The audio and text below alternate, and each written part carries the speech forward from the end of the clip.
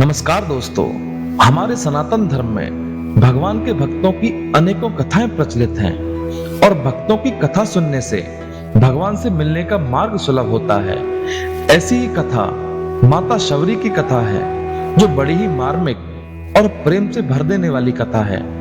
ऐसी ही कथा सुनने के लिए चैनल को जरूर सब्सक्राइब करें, जिससे वीडियो आप तक पहुंचती रहे। तो मित्रों, बात है भगवान राम के जन्म से पहले की, जब भीलों के कबीले के मुखिया अज के घर एक बेटी पैदा हुई थी। उसका नाम था शमणा और दूसरा नाम शबरी रखा गया था। शबरी की माता इंदुमती शबरी से खूब प्यार करती थी। बचपन से ही शबरी को पशु पक्षियों और जानवरों से बहुत प्यार था और वह उनकी भाषा में उनसे बातें किया करती थी। जब शबरी के घर वाले यह सब देखते थे तो वह समझ नहीं पाते थे कि यह क्या हो रहा है। तो कुछ समय बीत जाने पर एक पंडित जी ने शबरी के परिवार को बताया कि वो आगे चलकर सन्यासी बन सकती है। इस बात का पता चलते ही शबरी के पिता ने उसका रिश्ता तय कर दिया और जब शादी का दिन नजदीक आया तो शबरी के घर वालों ने खूब सारी बकरियां और अन्य जानवर घर के पास लाकर बांध दिए। जब शबरी ने अपनी माँ से पूछा कि इतने सारे जानवर हमारे घर क्यों लाए गए हैं, तब माँ ने जवाब दिया, बेटी तुम्हारा विवाह होने वाला है, इसीलिए हम लोगों ने इनका इंतजाम विवाह भोज के लिए किया है।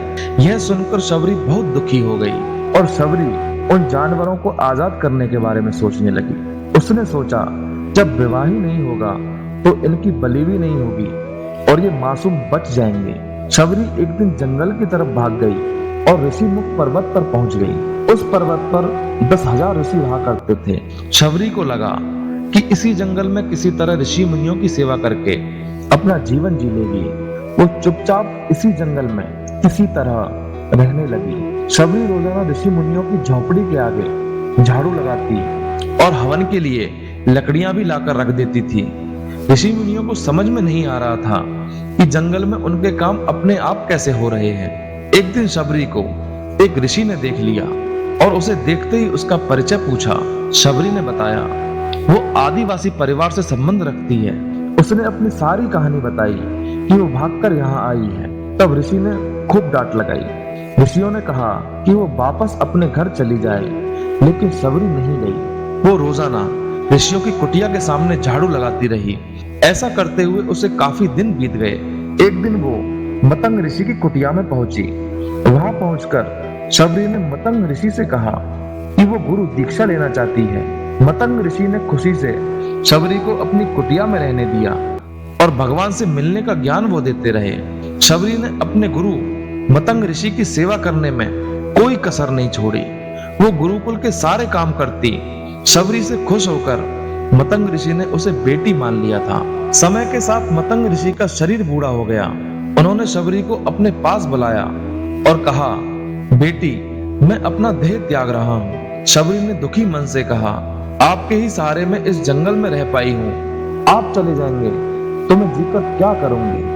आप अपने साथ मुझे भी ले जाइए, मैं भी देह त्याग दूंगी। तब मतंग ऋषि ने जवाब दिया, बेटी, तुम्हें चिंता करने की जरूरत नहीं है। राम तुम्हारी चिंता करेंगे और ध्यान भी रखेंगे। शबरी ने कहा, गुरुदेव, वो कब आएंगे? मतंग ऋषि ने कहा, तुम्हें उन्हें ढूंढने की जरूरत नहीं। वो एक दिन खुद तुम्हें खोजते हुए इस कुटिया में आएंगे और तुम्हें उनके हाथों ही मोक्ष मिलेगा। तब तक इसी आश्रम में रहो। और इतना कहते ही मतंग ऋषि ने अपना शरीर त्याग दिया। मतंग ऋषि के जाने के बाद शबरी के मन में एक ही बात थी कि राम स्वयं उनसे मिलने आएंगे। शबरी रोजाना भगवान राम आएंगे इसी आस में बाग से रोजाना फूल लेकर आती और अपनी कुटिया को सजाती। बाग से फल और बेर तोड़कर लाती।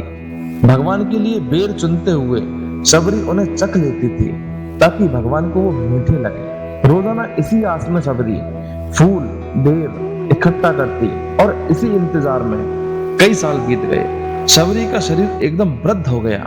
एक दिन शबरी तालाब से पानी लेने गई। तभी वहां ऋषि ने शबरी को पत्थर मारते हुए शबरी को जाने के लिए कहा। पत्थर से शबरी का खून बहने लगा। उस खून की एक बूंद तालाब में गिर गई और तालाब का पूरा पानी लाल हो गया। तब ऋषि ने शबरी को बहुत बुरा भला कहा। रोजाना ऋषि उस तालाब के पानी को ठीक करने के लिए प्रयास करते, लेकिन पानी जस की तस ही रहता। इस घटना के कई सालों बाद भगवान राम सीता जी को ढूंढते हुए उसी तालाब के पास पहुंचे। ऋषियों ने उन्हें पहचान लिया।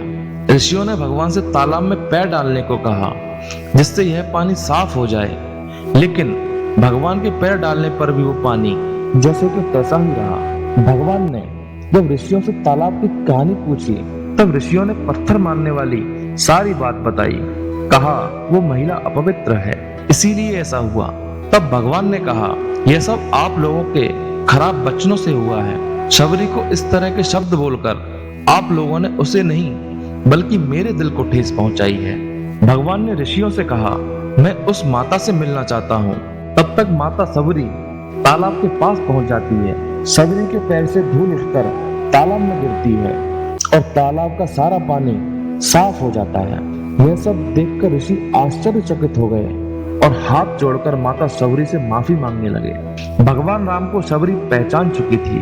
उन्हें प्रणाम करके शबरी ने कहा, भगवान आप मेरी कुटिया में चलिए। शबरी की खुशी का ठिकाना नहीं रहा और भगवान शबरी के साथ चल दिए। फूलों से माता शबरी ने भगवान का स्वागत किया और बाग से बेर लेकर आई। माता शबरी ने चक्कर भगवान को अर्पित किए और भगवान ने माता का प्रेम देखकर उन बेरों को खाने लगे।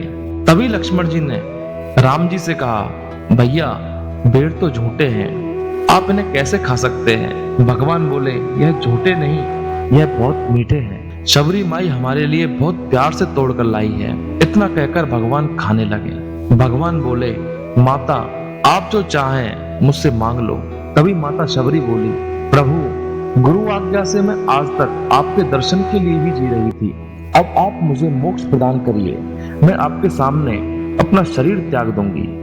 उसी वक्त शबरी ने अपना शरीर त्याग दिया। भगवान राम ने अपने हाथों से शबरी का अंतिम संस्कार किया और माता सीता की खोज में आगे बढ़ गए। इसी तरह मतंग ऋषि की बात सच साबित हुई। तभी से भगवान राम को शबरी के राम भी कहा जाने लगा है। हमें कहानी से यही सीख मिलती है, अगर सच्ची श्रद्धा हो तो भगवान के दर्शन जरूर होते हैं। जय श्री राम।